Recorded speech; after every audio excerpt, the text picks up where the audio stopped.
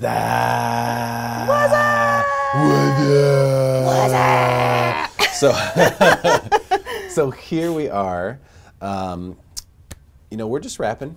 Rebecca, Yeah. it's nice to get you in here. It's been a while since we've had you on camera, so I thought we'd wrap for a little bit today.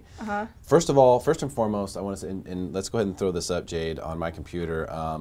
PSA, this is crazy. Now, you don't see a situation where a court awards this kind of dollar figure in a situation where there's any question.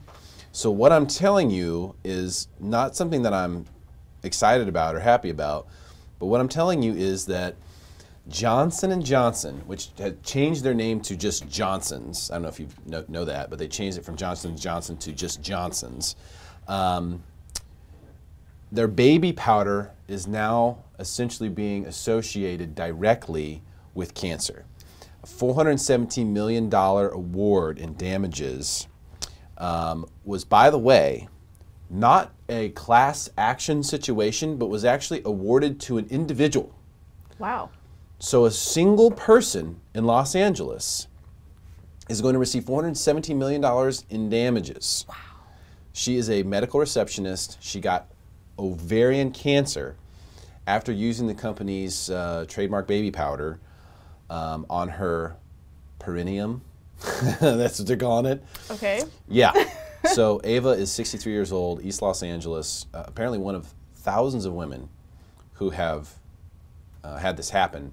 And the reason why I wanted to get this out of the way right off the bat is because this is probably the most important thing that you could ever see. I mean, people are putting this on. This is baby powder. Yeah. You put it on your baby's bum. And you know, it's not just the baby powder, in my opinion. There's a lot more than just baby powder that's Causing cancer? Yes. No question, but this is like a shocking, like, hey, yes, how could there be cancer in this baby powder? Well, it's in there, and that's been proven. So I just want to get that out there. Please share this video. Let people know.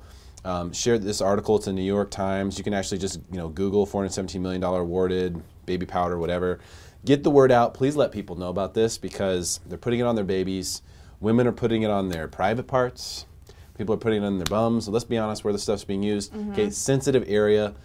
This product is known to cause cancer. It's been proven in the courts. So and I'm there's just going that. to add to that and say, just be careful of what you're putting in your body in general. The EU have banned like 1,500 different chemicals from being used in cosmetic and makeup type household products. Search everything. Yes. Google everything. Read the labels. I know it's annoying, but Do it. it's very important for your health.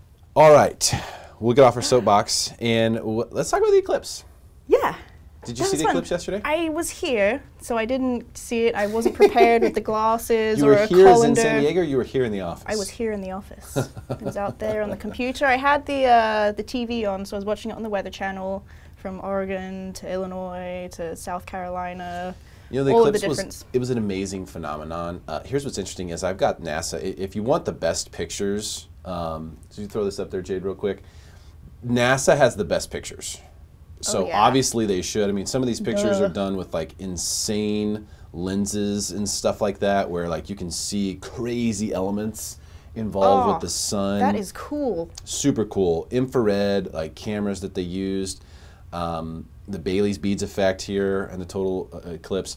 So they've got pictures and they're from all over the country. Really, really neat. Here's the thing that I found the most interesting though about the eclipse. If you really think about it, look at what happened. People traveled all over the place. So back in my hometown of Missouri was one of the places where they received a total eclipse in certain parts. It went right across the state of Missouri, right through where my dad lives actually. My dad and his whole family, they were on his high school football field watching this happen. That's so cool. You know, it was pretty neat. They said it was the coolest experience ever, most amazing thing. That's great. What I see about it, though, is that, first of all, what is happening? What's really happening is that, the moon is moving, the earth is moving, just like it always is. Just so happens it lines up in a certain way that it blocks the sun. Shade. Yeah. That's what everyone's all tripping on. You realize that?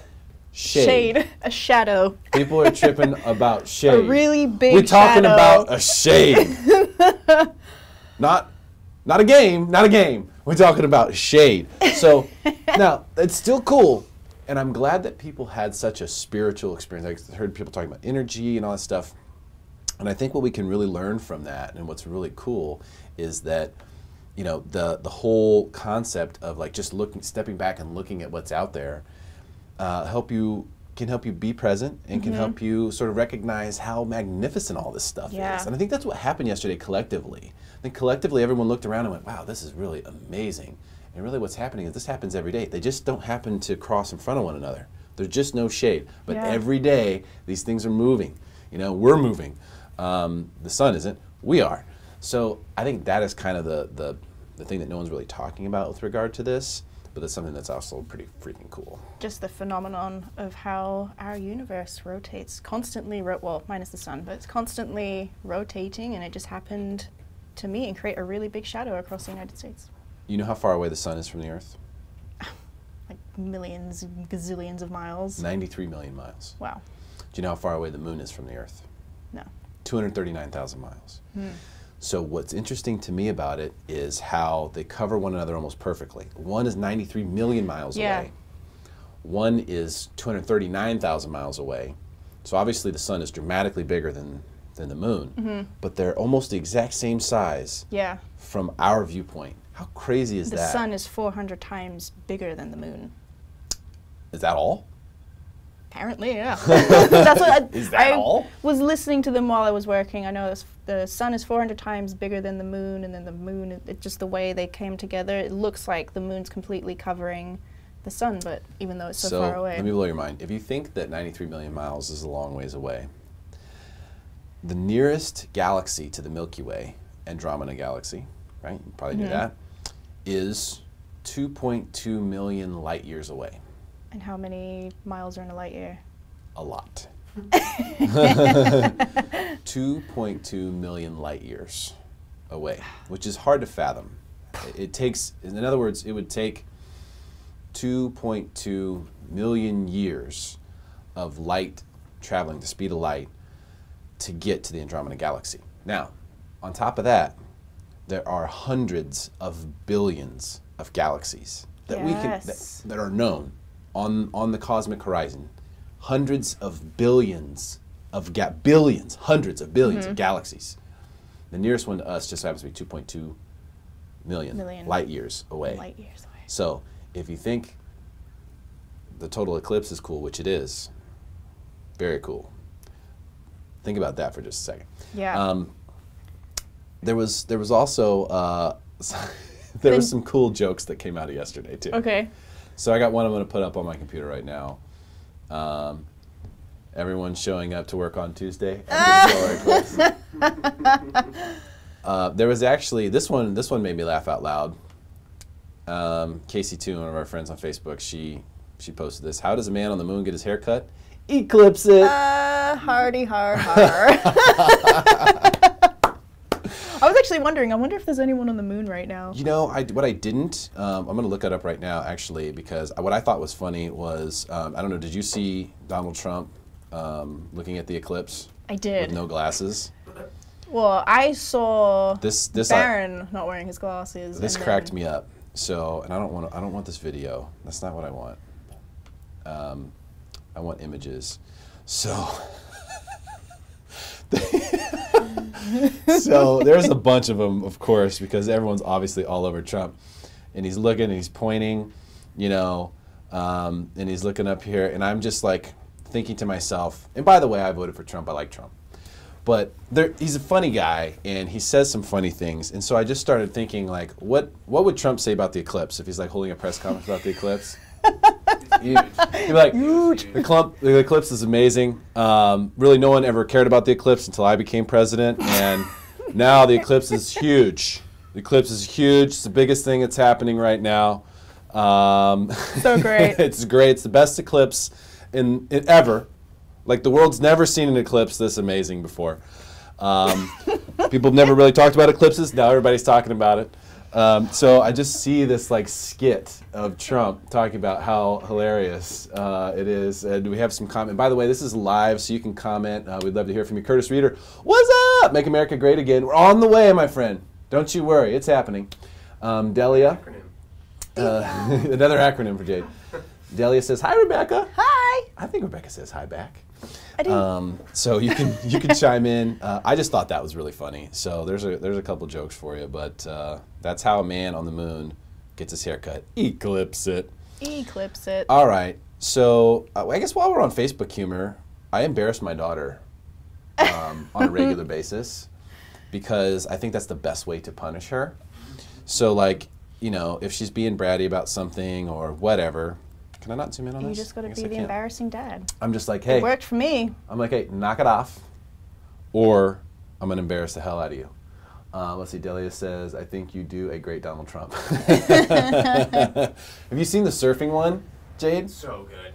Yeah. I'm going to pull that up in a second. You have to. I'm going to pull, yeah, in fact, we got to do it right now. Yeah, you have to. Those are so funny. This Tyler he's doing a bunch of them, isn't he? Yeah, we just watched one the other day. It was absolutely hilarious. Dude, the one where he talks about how he's like, I rip. He's like, of course, because I rip. This is it.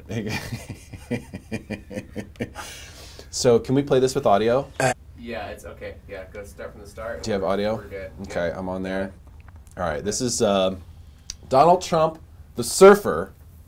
Oh, Lord. I've had a lot of people asking me about my wave I caught the other day. It was a very good wave.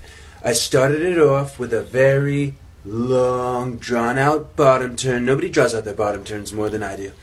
I hit the lip very hard, very, very hard how I hit the lip. The fins came out. The fins always come out when I hit the lip. I don't know why. Probably because I rip. I went into a very nice barrel, very big, scary, hollow barrel, but I wasn't scared. I'm never scared when I'm surfing. And I came out. People doubted me. They didn't think I was going to make it out, but I did. Oh my gosh. The fins always come out. Probably because I rip. I'm never scared. So I don't get scared. I'm never scared. I hit the barrel, very scary barrel, but I'm not scared. So we're in Sprouts, and I forget what Maya was doing. She kept asking me the same question. Kids do this. They ask you the same question over and I can't remember exactly what it was, but I was like, all right, that's it. So I told her, this is what's going to happen, you know, if you do it again. And then she did. And fortunately, Tanya was Johnny on the spot with the Instagram and was able to capture it, for goodness sakes. Now on this Tanya. one, I'm going to turn my, let's see, I can't do my audio. So I guess you have my audio, Jade. For this one, yes, because what's the funniest part about this, she knows what's coming. So if you actually listen to the very beginning, when I initially go to do this, she goes, no! She's like, no! She knows what's coming. So this is how to embarrass your daughter. Really, you can do it anywhere, but this is particularly in a Sprouts. No! Don't come back now here. Embarrassing your daughter 101 in Sprouts. You can't find her. Come on, Dad. She's like, oh no. Is it still going on? So that's what's happening. This is my drone crash. So I crashed the drone. Oh, ouch. Yep, it happened. Dude, it's the weirdest thing. You know, I was practicing my moves because it's, you know, when we're shooting and stuff like that, like I always want to be able to do like really cool moves with the drone. And so I was practicing the moves, and I was doing it at a low altitude because that's where the action was. So I was just kind of trying to practice. And then, unfortunately, I got a wind gust. And the wind gust not only pushed the drone, but it also twisted the drone. And that was the problem. It twisted the drone. And so when I tried to go forward, which would have got me out of the way, I went sideways. And then I was like, oh, shoot. And then I tried to go backward, and it just kept pushing me, and it pushed me right into it. So here's the drone crash. If you've ever crashed a drone, it ain't cool. They were playing volleyball. You see me in the corner over there. I'm just minding my own business. Just trying to fly a drone. Was this live at the time you were doing it? I was on Facebook Live. Oh. Yeah. Snap. Maybe we lost some bandwidth here because it doesn't look like it's going to play. You know, I didn't even really think about that, the fact that I'm using the same bandwidth to broadcast as we are to pull stuff up. So maybe we should nix that. Anyway, don't crash your drones, folks. So, Eclipse, we hit it. Johnson & Johnson, we hit it. Here's something that's been going on lately that I think we have to talk about. So, And this just happened at the University of Texas as Sound of Freedom passes us overhead. The University of Texas, Austin, they removed some Confederate statues in an overnight operation. You know, so I don't know, what is it like in England? Like, for example, do they have like statues of controversial people over there, or is it just pretty much the kings and queens and like it's all well, good? I mean, they have all of their history there. So I mean, you Good think and the bad. Tower of London is where they used to execute people. That's still there. Yeah. Yeah, That's what they used to do there? Yeah, it was prison. Dang.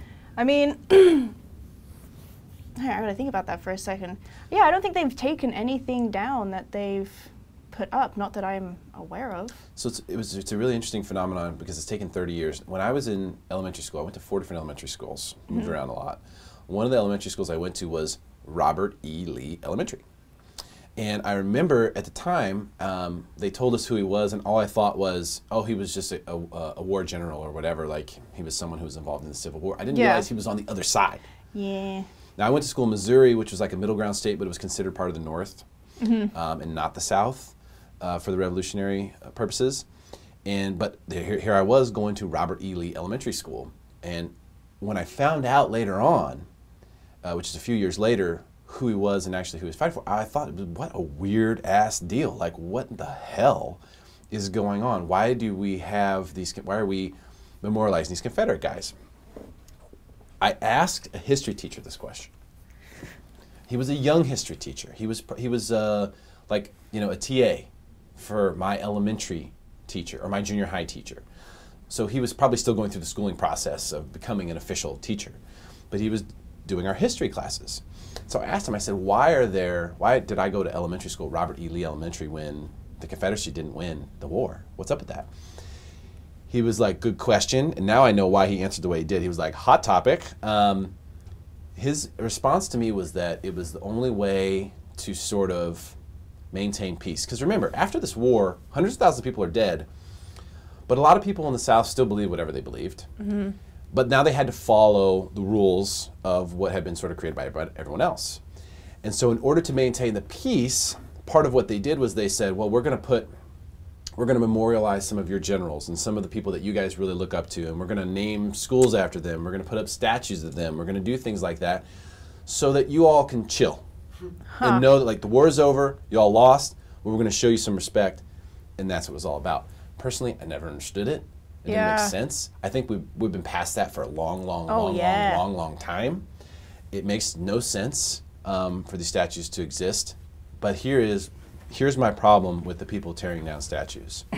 Just go through the regular process. Just go through the normal process. You know, you don't have to go tear down a statue. Have a meeting, take a vote. You know, talk to your local council members. Do it that way. Do you think maybe people with the political climate we have are just sick of waiting for that process? I mean, how long would that process take?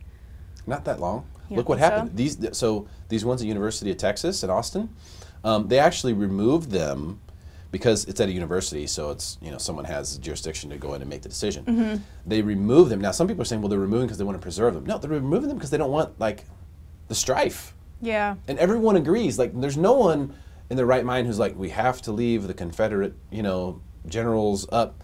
It doesn't make any sense. I know there's a lot of people on Fox News and some people in some different places who are like, no, you have to leave. It's part of our history. Our history is our history.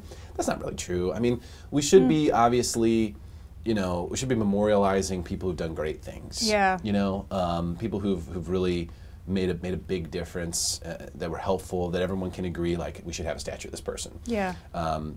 I think the days of the Confederate statues are over. Bye. They should be done. That's my opinion. Yeah. I know some people in the South, you know, may disagree, but I would question, like, why would you disagree? Don't understand that. So Neither do I. But hey, some people, like you were saying, they're all about their history and they want to preserve that history. I don't think it's a good part of our history to preserve, but that's my... Yeah, you don't need to preserve history. Yeah. History doesn't need to be preserved. We got textbooks for that. Preservation of history is not necessary. Can you learn from it? Sure. Absolutely. Can we take lessons down and make sure that we don't commit them again? Sure. But you don't need to preserve history. If you do that, then you'll be doing nothing but preserve history. I mean, and how far back do you go? Like, do we go back to Artie? I mean, how far back do you go to preserve your history? I mean, should we all be like acting like monkeys and throwing shit at each other? No. Hanging out in the trees. It's silly. So it just doesn't make any sense. So is this basically a retaliation to, let's say, what happened in Charlottesville? Charlottesville's an interesting situation. There's a lot of things surfacing right now about Charlottesville. You have to stay on top of it because now, like I'm on CNN.com right now, and you'll see the whole front page. There's nothing about Charlottesville. So that was like the story of the week. Yeah. Two very interesting yet potentially scary things are coming out about Charlottesville. Number one is that apparently people witnessed busloads of people being dropped off there, like huge vans, like private vans of people being dropped off. Some of them wearing KKK gear, some of them wearing Black Lives Matter t-shirts. Okay. Getting off the same bus, which would lead you to believe that there's some phony baloney going on. Yeah. And that people are trying to create strife. I shared a video from a lady who, and I would encourage everyone to do the exact same thing. Just look at your direct experience. And everyone wants to yell like Nazi this, racist that. But I would encourage you to think about it like, well, what if you encounter one of these people? I was thinking about that over the weekend. What would you say? You'd be like, you're a racist Nazi. Like, is that going to help anything? So if someone really is thinking that way, then we have a tall task. And the tall task is going to mean that we're going to have to rise above name calling and things like that in order to get anywhere. But I really just don't think it's that big of a problem. In fact, we have the data that shows about 100 years ago there were 4 million or so members of the neo-Nazi party, the Ku Klux Klan, whatever. Today there's only 8,000. So we've got a dramatic decline in membership going on here, which I think is great. Now some people say, well, 8,000 is still too many. Totally agree. Yeah. But can you really like do anything about people and their beliefs? No, you can't. So you have to look at their actions. Okay, how many actions have there been? KKK actions or neo-Nazi actions? I don't know. Maybe people would say, oh, well, the Charlottesville guy. So that's the other thing. Yeah. So there's busloads. It's reported by witnesses who saw busloads of people getting out of the same vans wearing Ku Klux Klan stuff, like KKK shirts. Like KKK doesn't wear KKK shirts, but that's weird.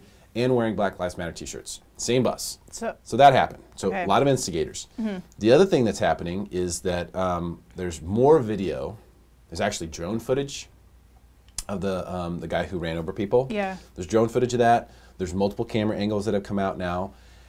I wouldn't want to be his defense attorney, but I have a feeling, and we'll see when the verdict comes out or whatever happens with him, if maybe there's a plea, I have a feeling he's not going to get into a lot of trouble.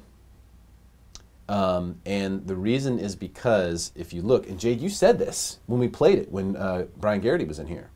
You were like, how'd that was he just sitting in the street? Did he just turn on his car and then all of a sudden just floor it? No. When you see the footage from the other side, what you see is that he was actually driving very slowly and the protesters were getting out of the way. So he was going slow enough for them to get out of the way. And then they started hitting his car. And someone actually hit his car with a baseball bat.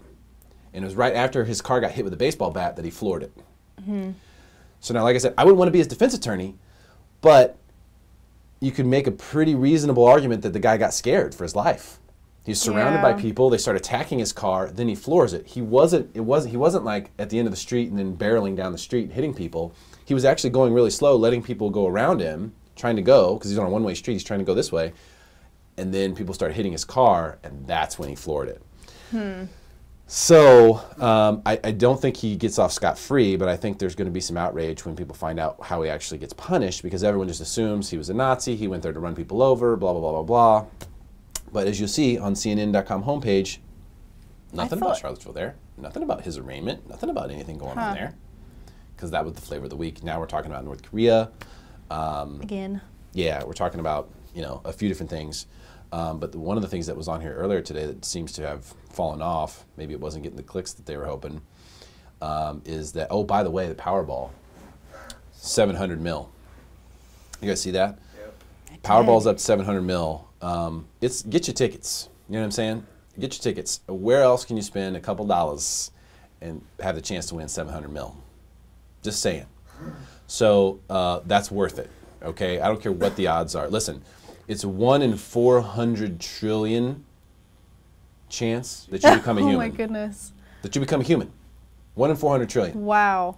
It's like 1 in 200 million, you win the Powerball. So yeah, go ahead, parlay well, into first some one, Powerball. check. Second one, maybe. Hey, if you get it, why not? Hey, you can do a lot of good with that. But one of the things that was on here was, you know, there's a guy in Missouri who's he's on death row. He's going to be executed soon, and there's some new DNA evidence that's come up to suggest he might be innocent, and so it brings up the whole death penalty discussion. Yeah. Again, should we have the death penalty?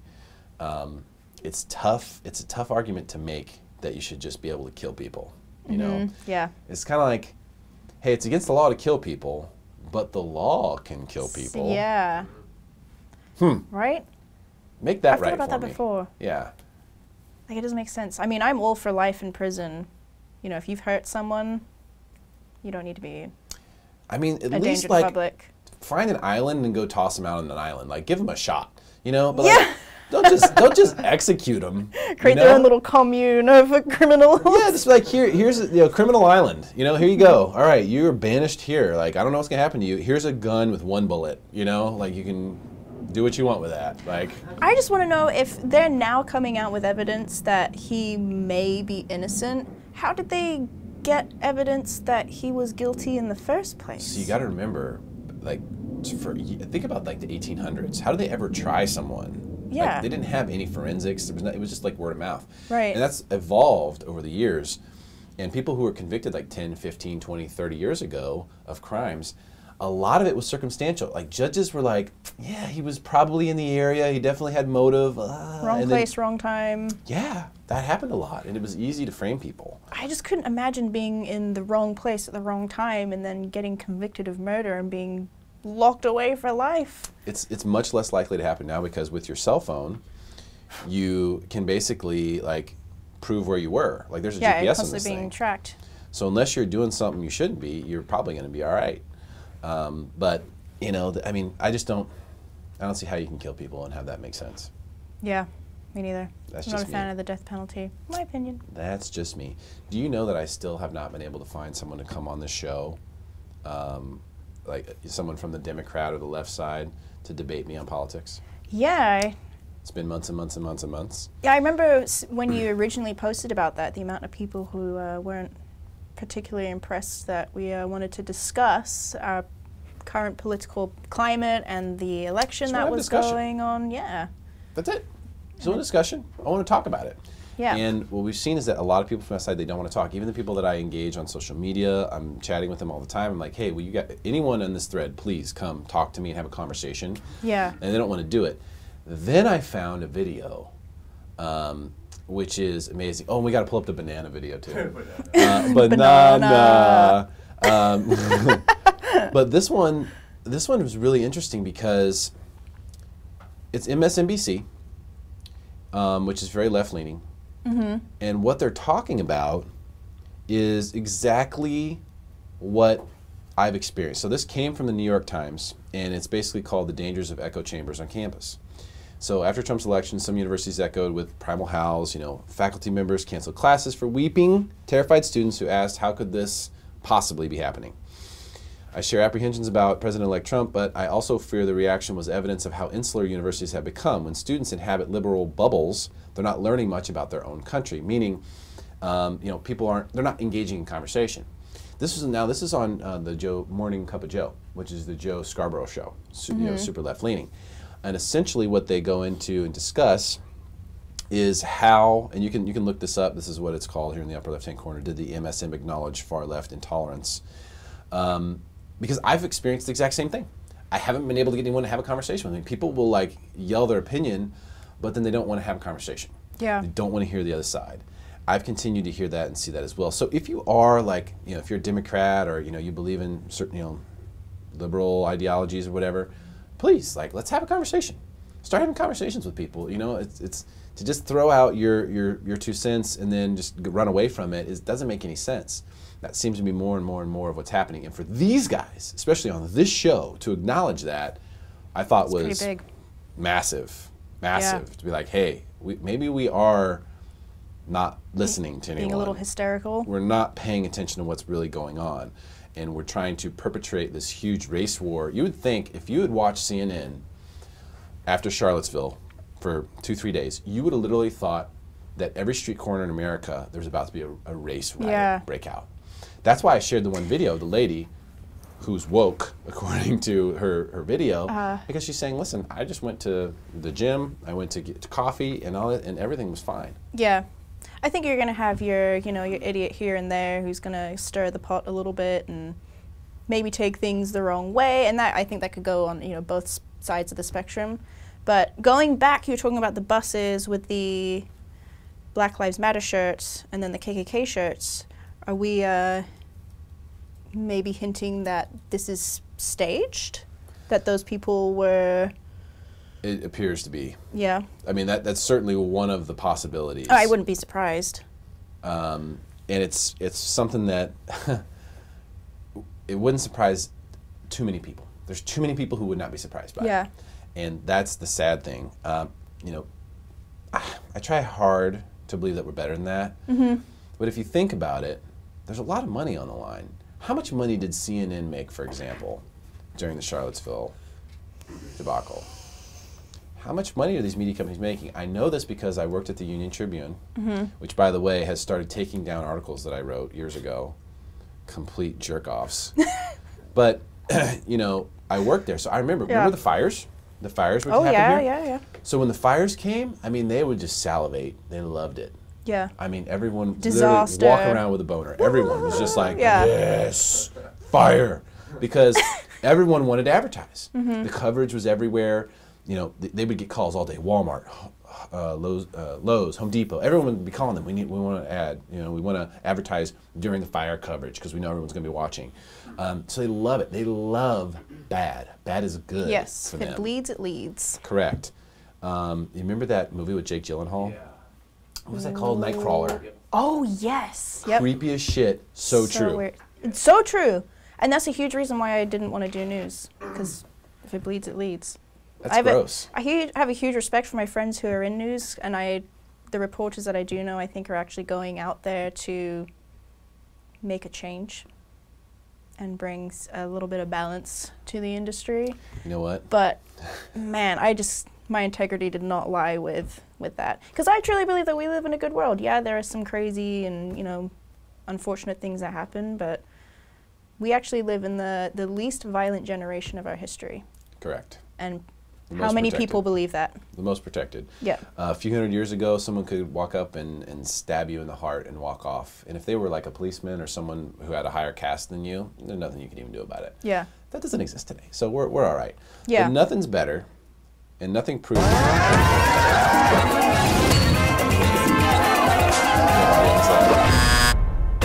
wonder if I can mute it. Is that good? Yeah, just mute it for the commercial. That's cool.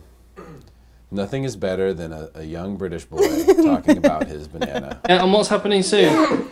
Christmas! It's nearly Christmas, yeah! So these are two. Wait, I want to hear. Yeah, that's right, Santa Claus is going to come. Now, what is it you really want, Louis? Toy Ben 10 watch. I mean, I'm You sure. want Ben 10 watch. What do you want, Connie?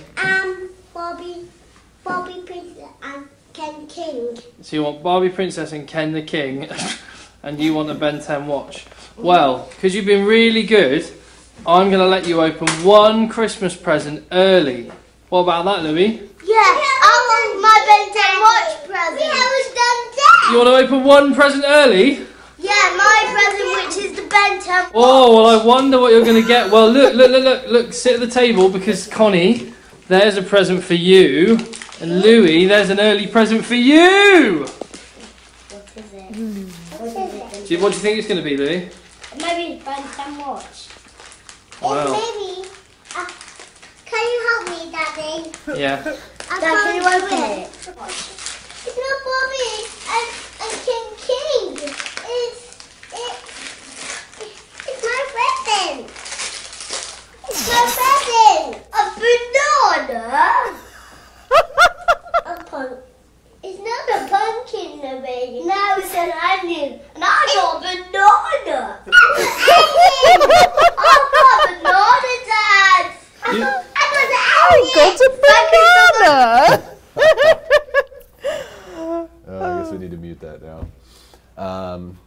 figure out the best way to do that. Yeah. There's got to be a better way. I got a banana. I got a banana. That's my favorite. All right, this has been fun. Conor McGregor is going to knock out Floyd Mayweather. I want to get that in this weekend. Oh, He's yeah. going to knock him out quick. Conor McGregor is definitely going to I think so. throw a huge wrench in everything that everyone believes about fighting. He is going to hurt, hopefully won't kill Floyd Mayweather, but he's going to really, really hurt him. And hopefully Floyd will just go down and stay down. Yeah. Hopefully he'll just go down and stay down, and that'll be that. For his But sake. for everyone who says that McGregor doesn't have a chance, they're living in a fantasy world where Floyd Mayweather is still 28, and there's no one like Conor on the planet yet, or on the scene yet. So that is just, there's no way. 100% guarantee you that he wins, most likely by knockout, probably knockout, not TKO, and it's going to be early. It's going to be brutal. Check out the fight. And I think just based on the attitudes that each one of them have, I think Conor McGregor has the winning attitude. he's definitely going to win. I'm just telling you, I know it. So I'm debating on whether I should drive to Vegas just to be there Saturday for the atmosphere. I don't have a ticket, can't go, but just go there and just be around it. Yeah, how much were those tickets, by the way? Thousands. Thousands of dollars. For like the nosebleeds? Yeah, get in Like tickets for the with a couple, 2,000-3,000. Whew. Yeah, so brutal. And I'm not doing that. I'd rather bet that money if I'm going to go there and do anything with it, So we'll see what happens, but fun stuff happening this week, and we appreciate you tuning in. So share this video, like it, comment. If you want to join the conversation, we appreciate you. Have a good one.